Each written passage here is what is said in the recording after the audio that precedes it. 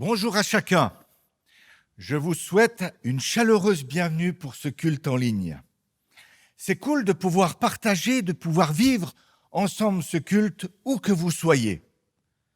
Le Seigneur est déjà présent et a quelque chose de particulier en réserve pour chacun.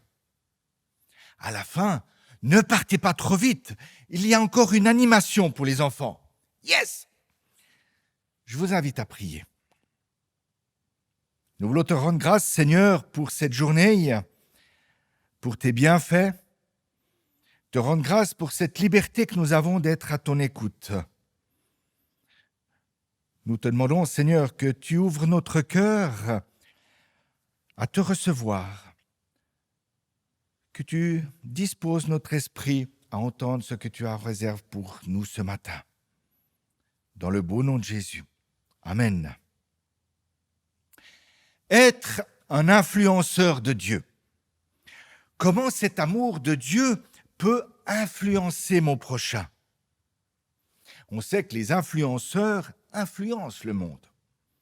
Défendre une cause, une firme, une marque, c'est la mode de nos jours. On se bat, on ose s'investir pour une cause qu'on croit juste. Et moi, est-ce que j'ose m'investir de la sorte pour Dieu? Oui, nous sommes tous des influenceurs.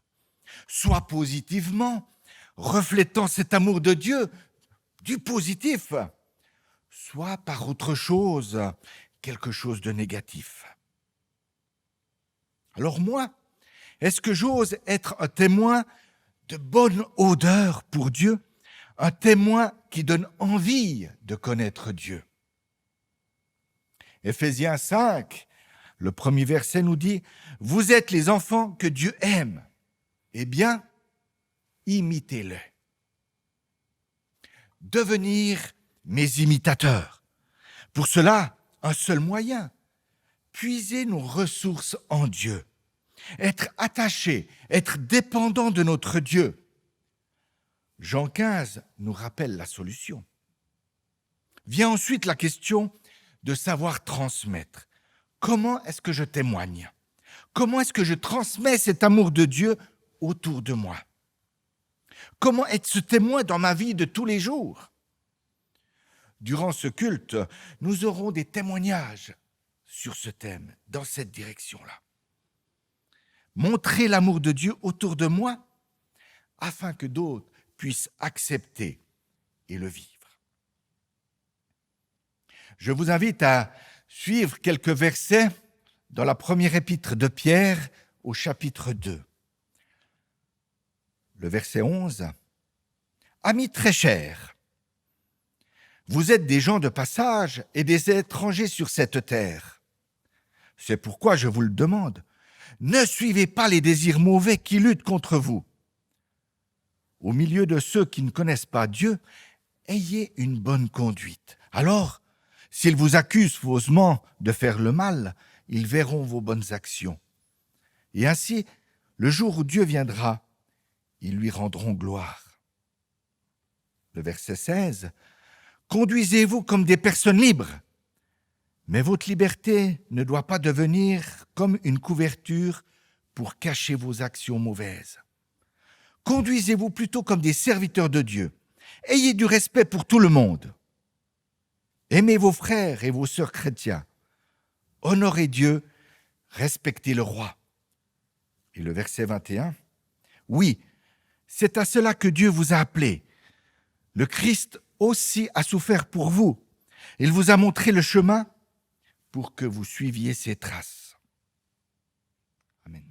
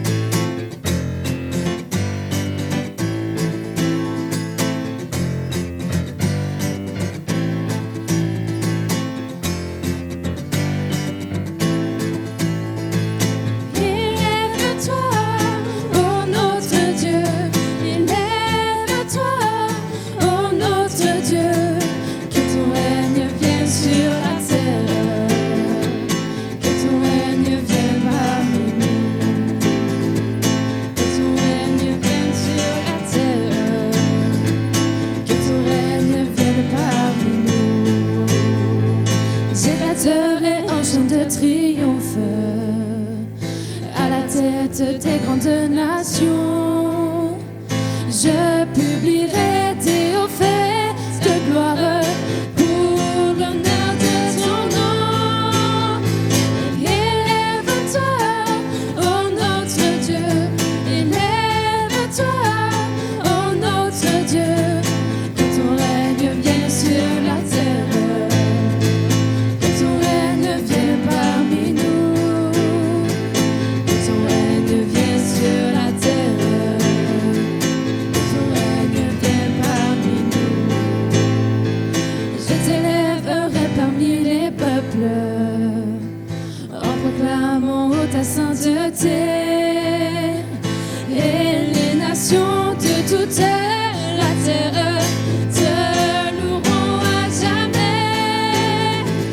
Élève-toi, ô notre Dieu, élève-toi, ô notre Dieu, que ton règne vienne sur la terre, que ton règne vienne parmi nous, que ton règne vienne sur la terre, que ton règne vienne parmi nous.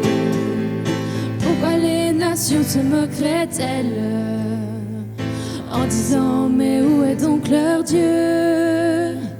Notre Seigneur qui vit dans le ciel règne et fait tout ce qu'il veut, règne et fait tout ce qu'il veut. Élève-toi, ô notre Dieu, élève-toi, ô notre Dieu, que ton règne vienne sur la terre, que ton règne vienne parmi nous, que ton règne vienne sur la terre, que ton règne vienne parmi nous.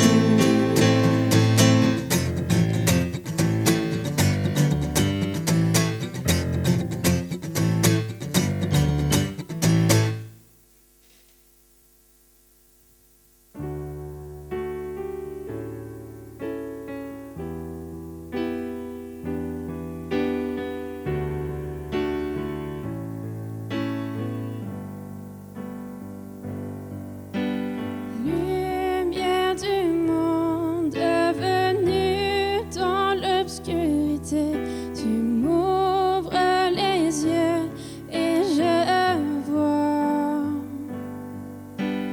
tant de beauté que mon cœur ému t'adore.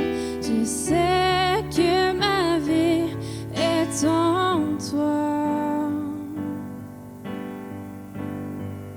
Et me voici pour louer, me voici à tes pieds, me voici pour dire tu es mon Dieu, car tout en toi est beauté, tout en toi est grandeur, tout en toi est merveilleux pour moi.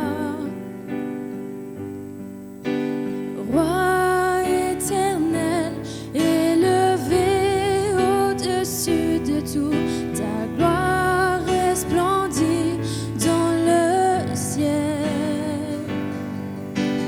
Tu es venu humblement sur cette terre et tu t'es donné par amour. Et me voici pour louer, me voici à tes pieds, me voici pour dire tu es mon Dieu, car tout en toi est beauté, tout en toi est grandeur, tout en toi est merveilleux pour moi. Et je ne pourrais imaginer le prix payé pour mon péché. Non, je ne pourrais imaginer le prix payé.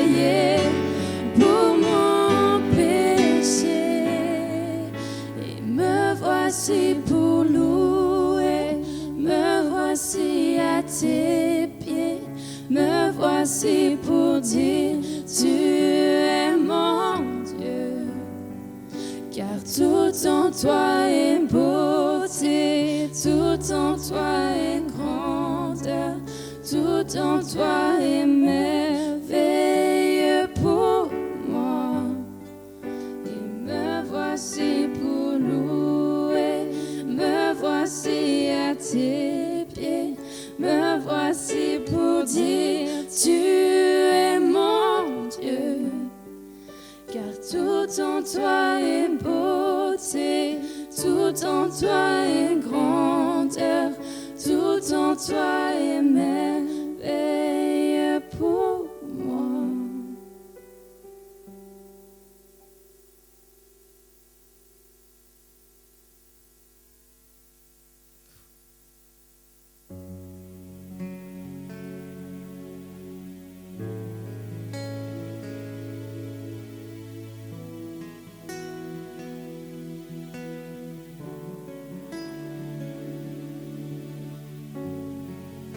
Je n'ai qu'un désir, vivre avec toi, dans ta présence, apprendre à t'aimer. J'ai bien compris qu'une vie sans toi ne me comble pas. J'ai besoin de ton amour. J'ai besoin de ton amour. Je n'ai qu'un désir, vivre avec toi, dans ta présence, apprendre à t'aimer. J'ai bien compris qu'une vie sans toi ne me comble pas. J'ai besoin de ton amour. J'ai besoin de ton amour. Je choisis de vivre près de toi, mon Dieu. Et chaque jour obéir à ta voix.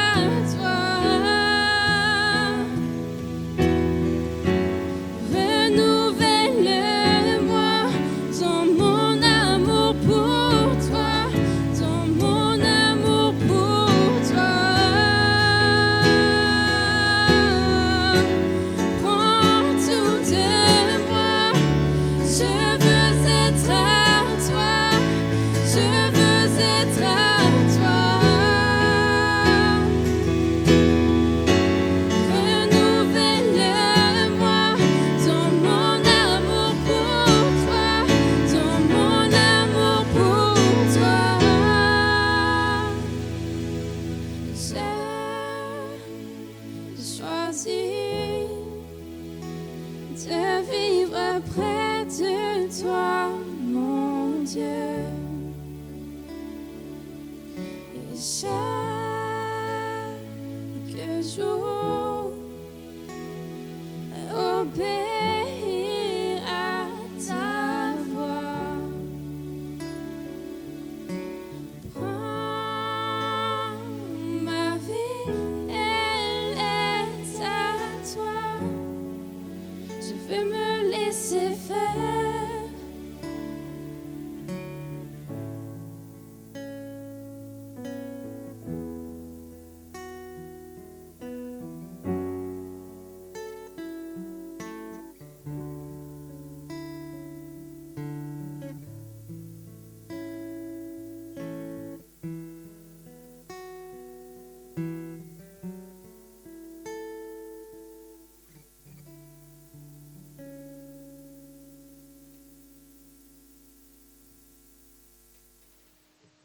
Bonjour à tous, bienvenue chez moi.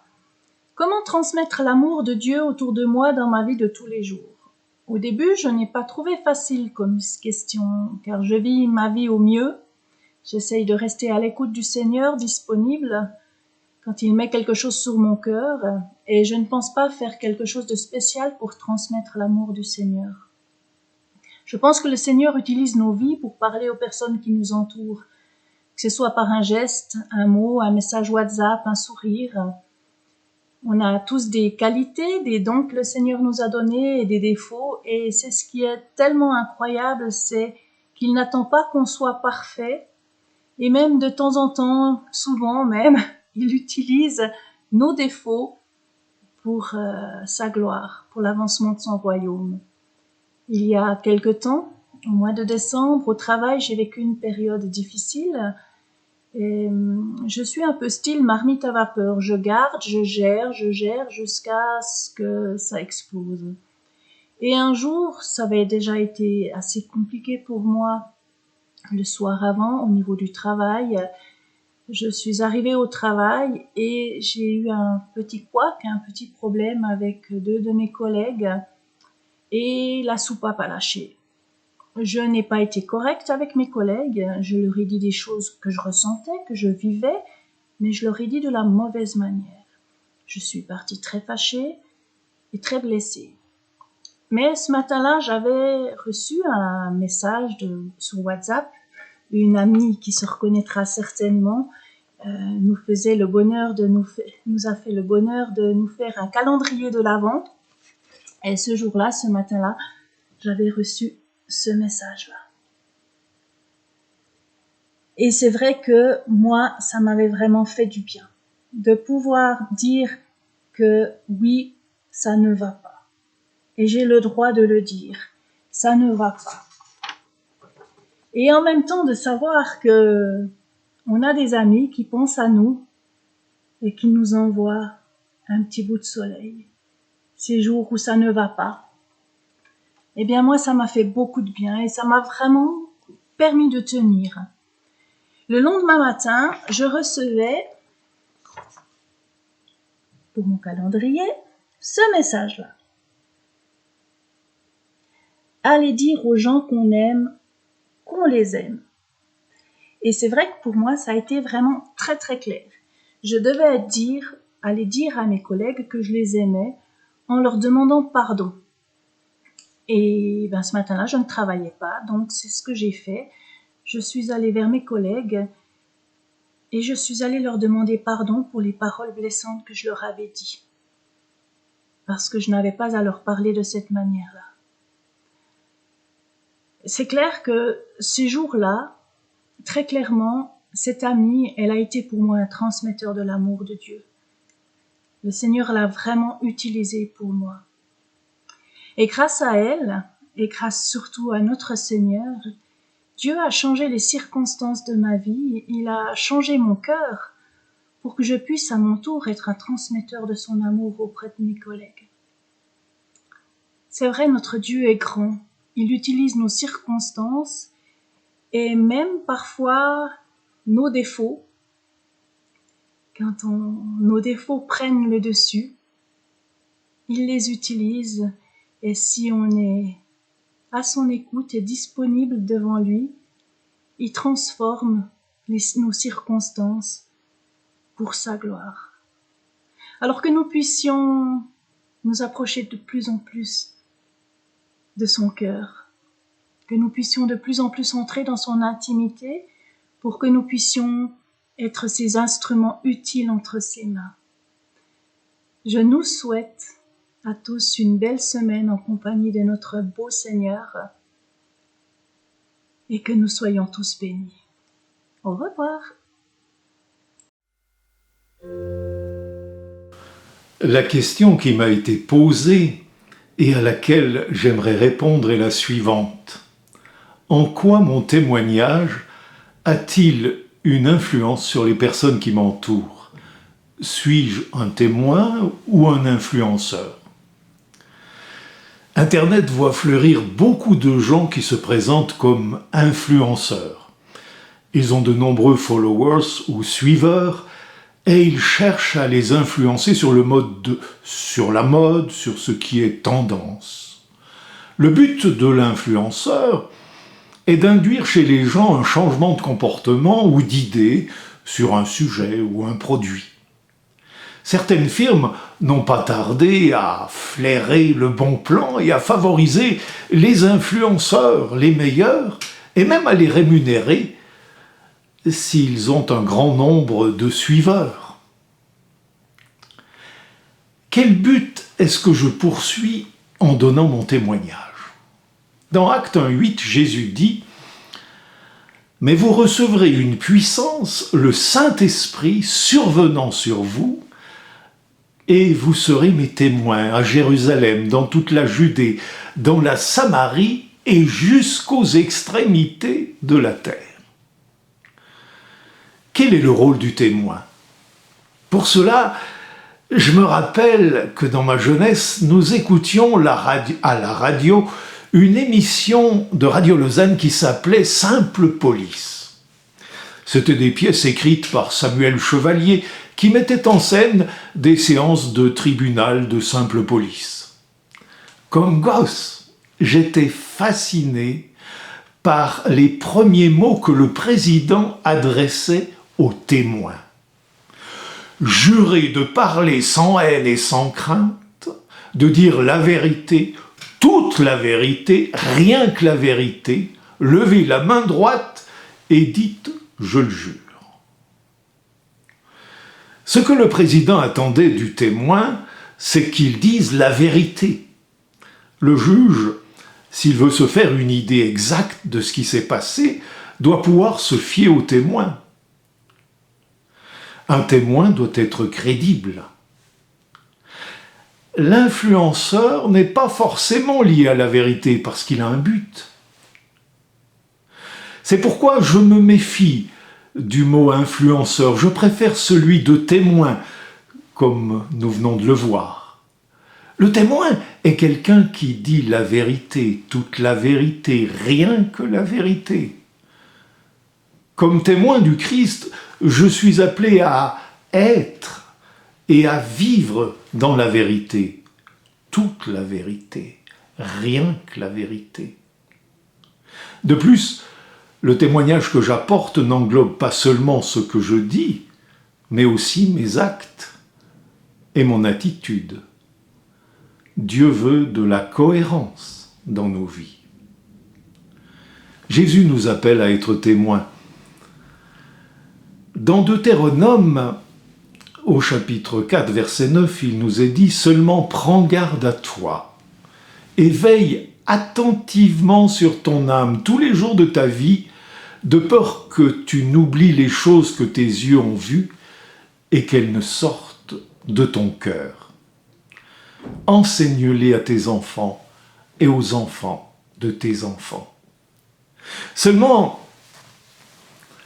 je ne peux apporter aux autres que ce que j'ai vécu et expérimenté moi-même dans ma relation avec Dieu. Dans mon enfance, on m'a raconté les histoires de la Bible. Au début, c'était de belles histoires. Mais maintenant, ce sont plus que des histoires.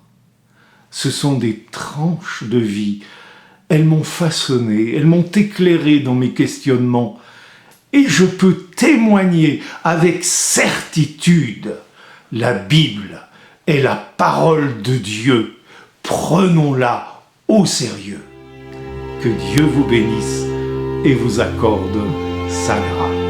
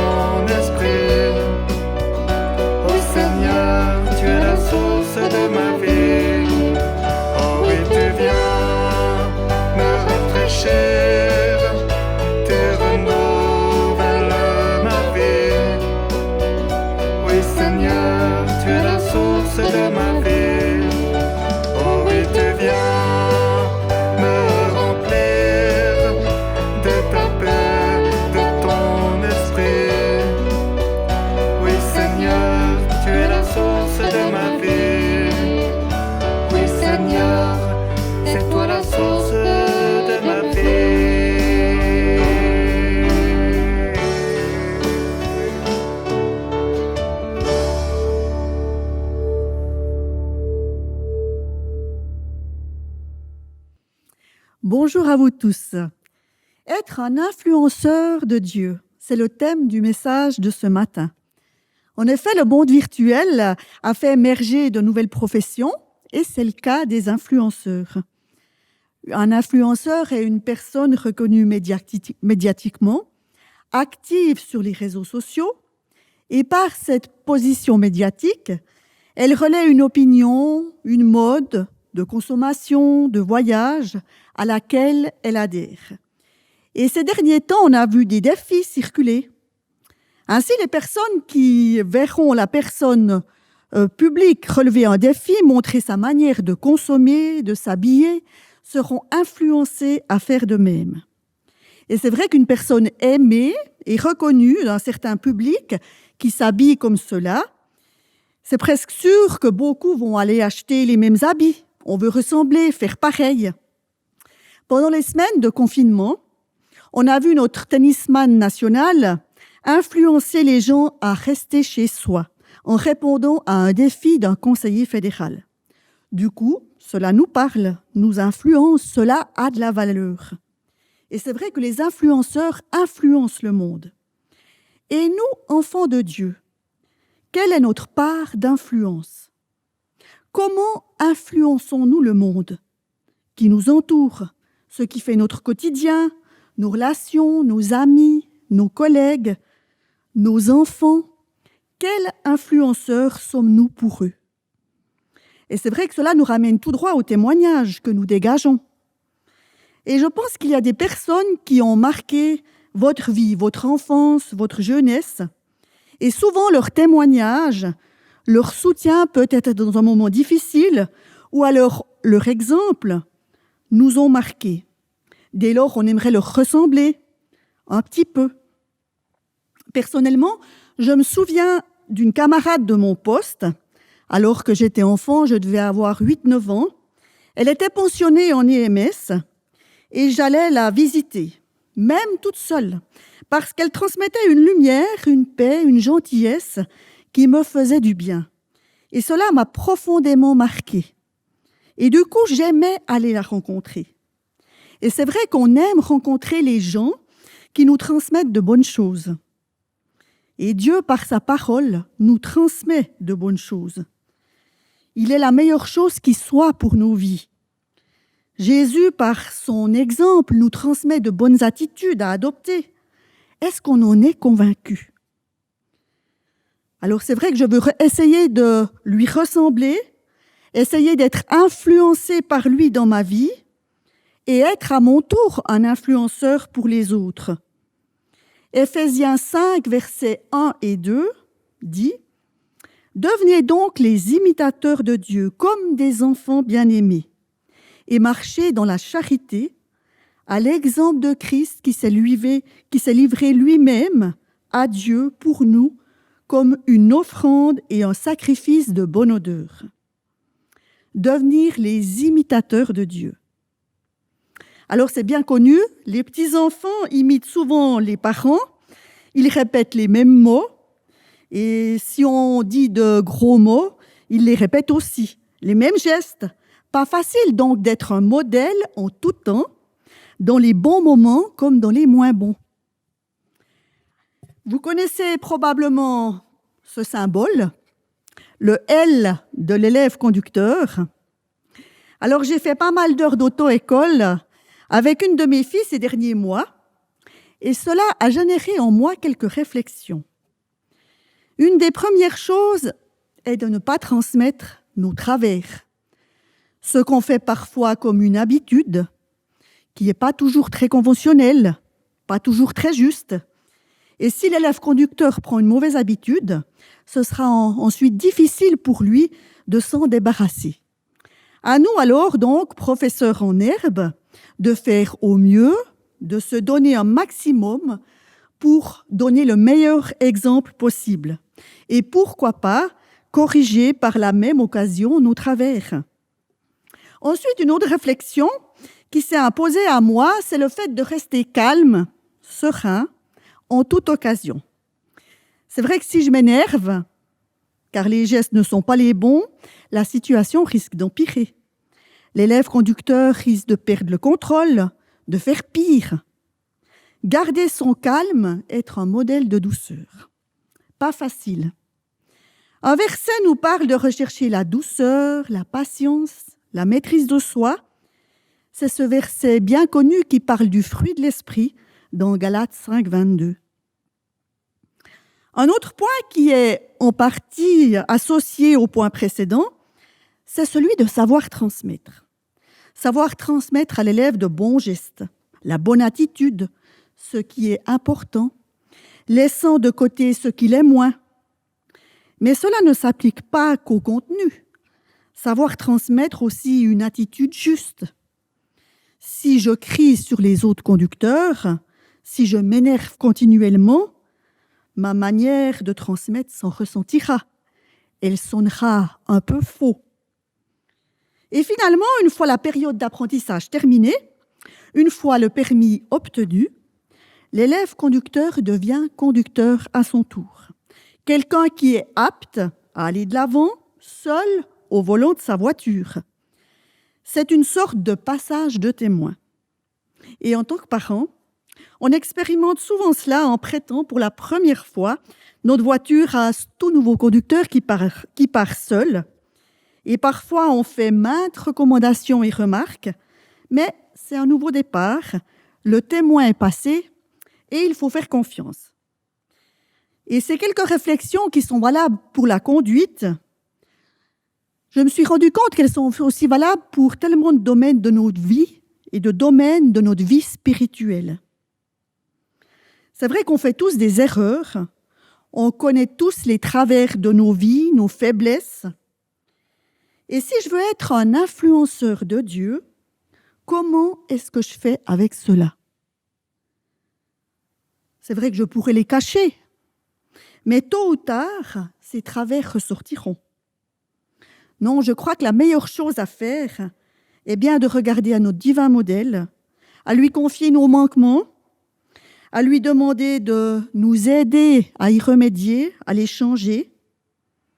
Et rappelez-vous le verset qu'on vient de lire, « Devenez donc les imitateurs de Dieu, comme des enfants bien-aimés, marchez dans la charité à l'exemple de Christ qui s'est livré lui-même à Dieu comme une offrande et un sacrifice de bonne odeur. » C'est vrai que ce qui dégage une bonne odeur nous donne envie.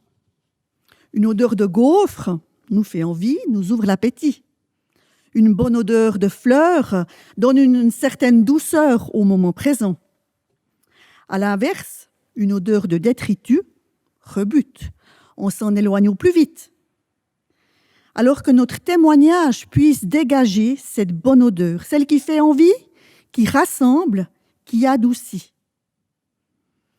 Ensuite, l'idée de garder son sang-froid, de rester calme, serein, d'être un modèle de douceur.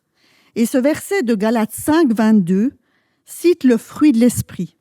Mais le fruit de l'esprit, c'est l'amour, la joie, la paix, la patience, l'amabilité, la bonté, la maîtrise de soi. Que de bonnes choses, mais aussi tout un programme. Ou encore dans Éphésiens 5, le verset 15, « Prenez donc garde de vous conduire avec circonspection, non comme des insensés, mais comme des sages, rachetez le temps, car les jours sont mauvais. C'est pourquoi ne soyez pas inconsidérés, mais comprenez quelle est la volonté du Seigneur. » Et ensuite, au verset 20, « Rendez continuellement grâce à Dieu pour toutes choses, au nom de notre Seigneur Jésus-Christ, vous soumettant les uns aux autres dans la crainte de Christ. » Prendre garde à notre conduite, racheter le temps, saisir chaque occasion pour nous rapprocher de Dieu, rendre grâce à Dieu en toutes choses et tenir compte des autres. Quel programme! C'est vrai que Dieu nous invite à prendre garde à notre conduite, à rechercher l'amour, la paix, la joie, la bienveillance, la patience. Et je crois qu'on est toujours en train d'apprendre avec Dieu, à tout instant de notre vie, à tout âge, notre elle est permanent. Mais vient ensuite l'idée de savoir transmettre. Et je pense que c'est ce qui est le plus paradoxal dans notre vie spirituelle.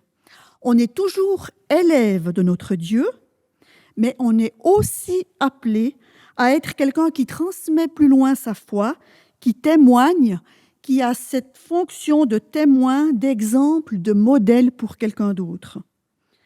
Et c'est vrai qu'on peut revêtir les fonctions de témoin, d'exemple, comme les fonctions d'élève. Et comme pour la conduite, notre exemple parle de nous-mêmes. Comment influençons-nous les gens qui nous entourent? Comment parlons-nous de Dieu autour de nous? Comment transmettons-nous l'amour de Dieu? Je crois que c'est peut-être un point qui nous engage le plus, parce qu'il parle de nous, de ce qui nous habite. Et parmi les exemples bibliques, j'aime beaucoup celui de Pierre. Pierre était naturel, vrai, parfois téméraire. On voit quand il doute, il renie Jésus, puis quelque temps après, il s'entretient avec Jésus ressuscité, qui lui demande 3 fois également « Simon, fils de Jonas, m'aimes-tu » Il est quelque peu attristé par cette question posée 3 fois, lui qui a renié 3 fois Jésus, mais cet entretien le réhabilite en quelque sorte, car il montre à Pierre que l'amour est à la base de tout service.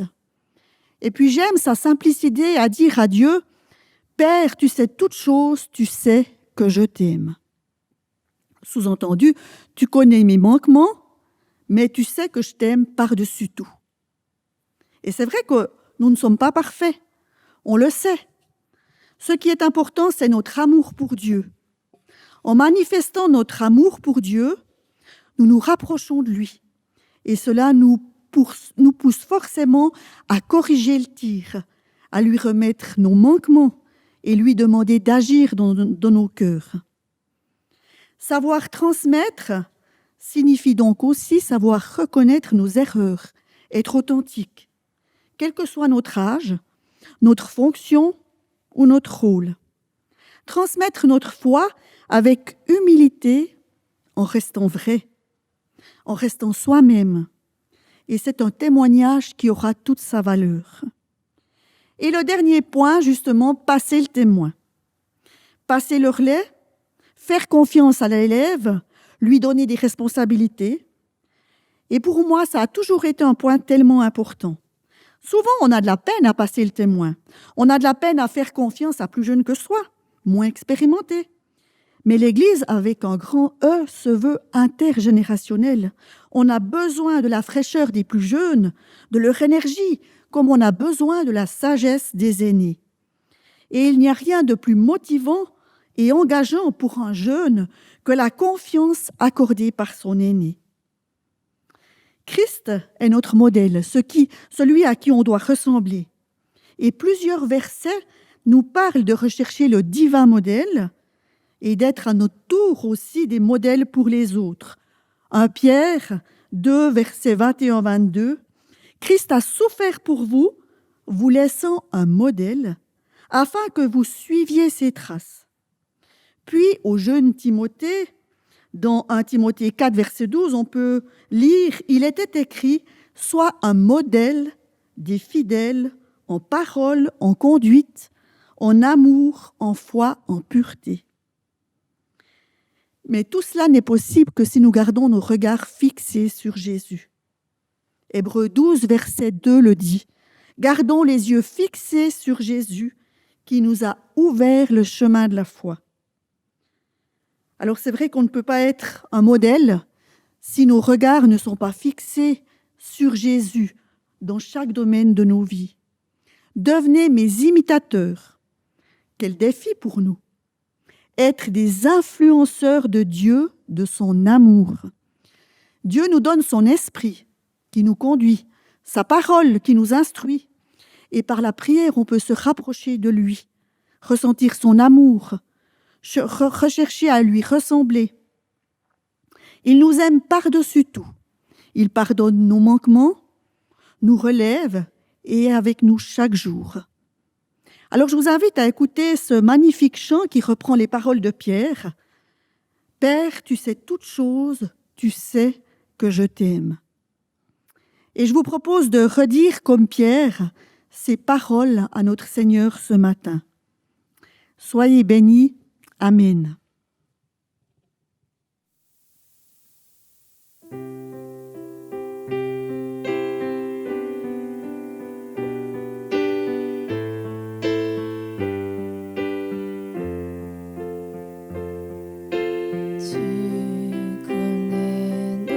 Seigneur,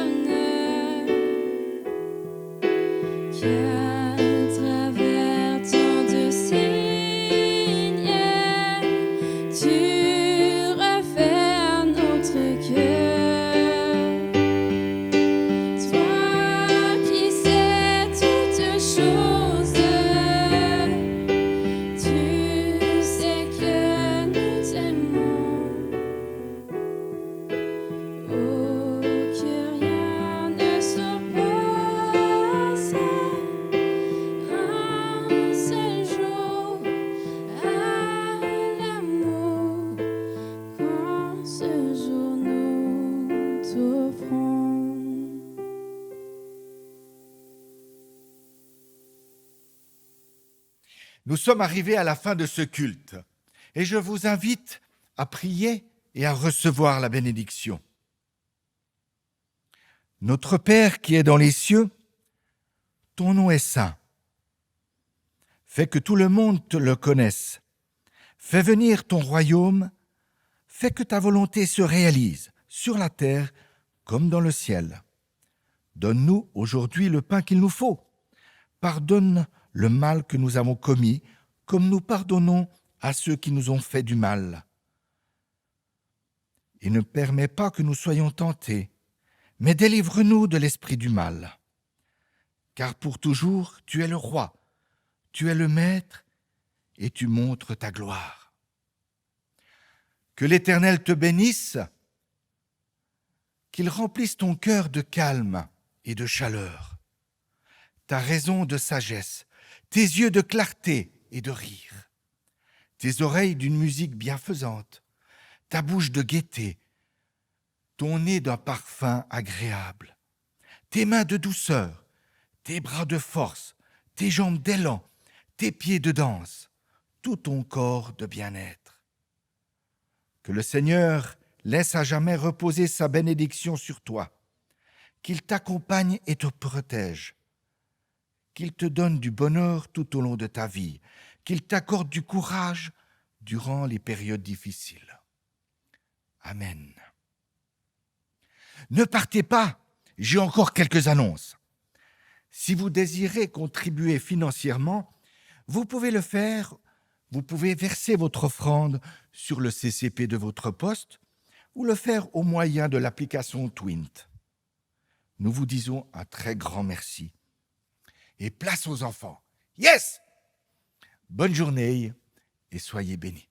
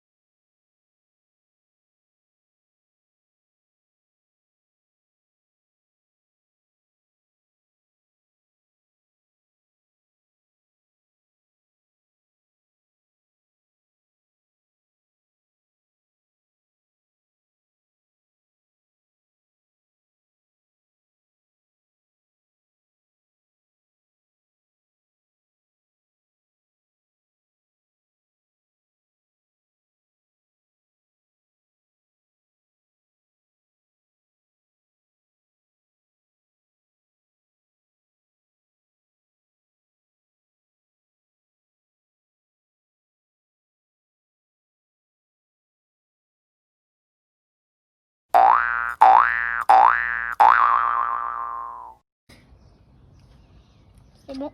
Est-ce que c'est une dame? Oui. Oui.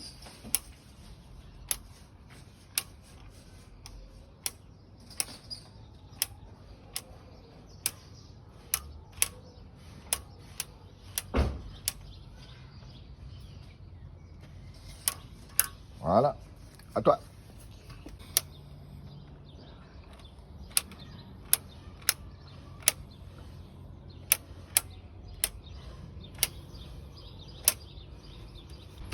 Est-ce qu'il a les cheveux blancs? Est-ce qu'il a des cheveux blancs? Non. Oh, Est-ce que c'est Jean Lelel? c'est qui? Alors c'est qui là? C'est Albert. Albert. Yes. Et dis voir, à qui tu ressembles toi? À ton papa ou à ta tante? Maman? À ta maman? Oh, en quoi tu lui ressembles? C'est pas parce qu'elle a les yeux comme moi. Elle a les yeux comme toi? Et puis quoi encore? Elle a les cheveux comme moi. Elle a les cheveux comme toi. Ah ouais. Tu sais, moi je ressemble à mon papa. Tu sais pourquoi? Non. parce que j'ai les mêmes yeux que lui en amande, comme ça, des petits yeux. Mais à quelque part, je ressemble quand même un petit peu à ma maman. On ressemble toujours un petit peu à son papa, un petit peu à sa maman. Tu sais, dans la Bible, il nous est dit qu'on est invité à faire comme Jésus, à imiter Jésus, à lui ressembler. Tu sais pourquoi? Alors écoute et regarde, on va faire une petite expérience. Bonjour, on va essayer de construire un pont en ces deux piles de livres.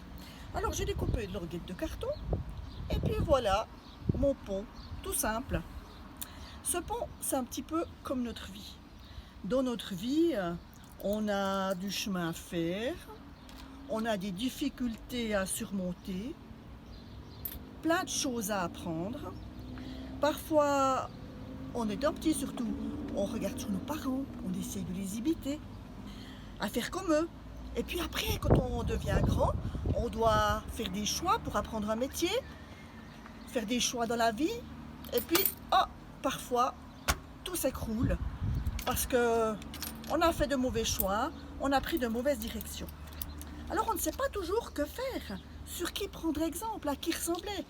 Eh bien, sais-tu qu'il y a quelqu'un d'exceptionnel qui est là dans toutes les situations de notre vie, quand on est petit, mais quand on est grand aussi, et à qui on peut ressembler. Regarde bien, cette personne, c'est Jésus.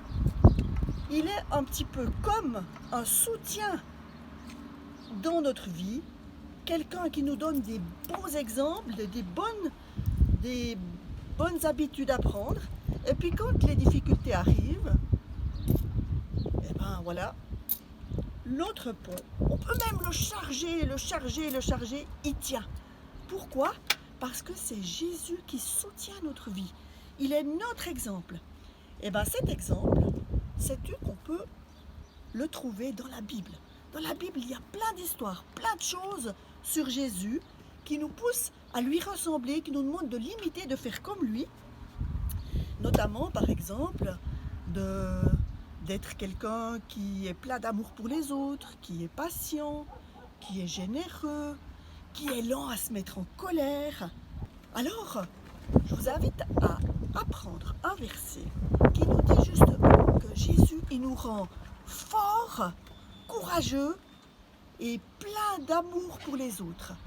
Et c'est la famille Trelier, des fabricants de joie, qui va nous apprendre ce verset. Écoutez bien. Il y a un verset dans la Bible qui dit « Dieu ne nous a pas donné un esprit de timidité, mais de force, d'amour et de maîtrise de soi. » Ce verset se trouve dans 2 Timothée 1 au verset 7.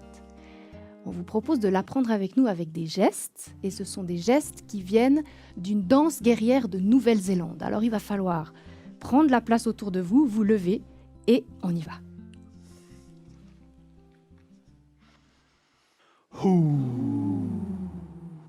Dieu ne nous a pas donné un esprit de timidité.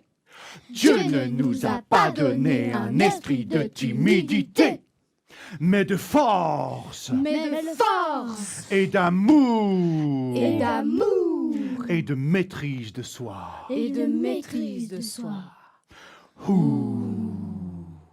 Dieu ne nous a pas donné un esprit de timidité. Dieu ne nous a pas donné un esprit de timidité, mais de force, et d'amour, et de maîtrise de soi.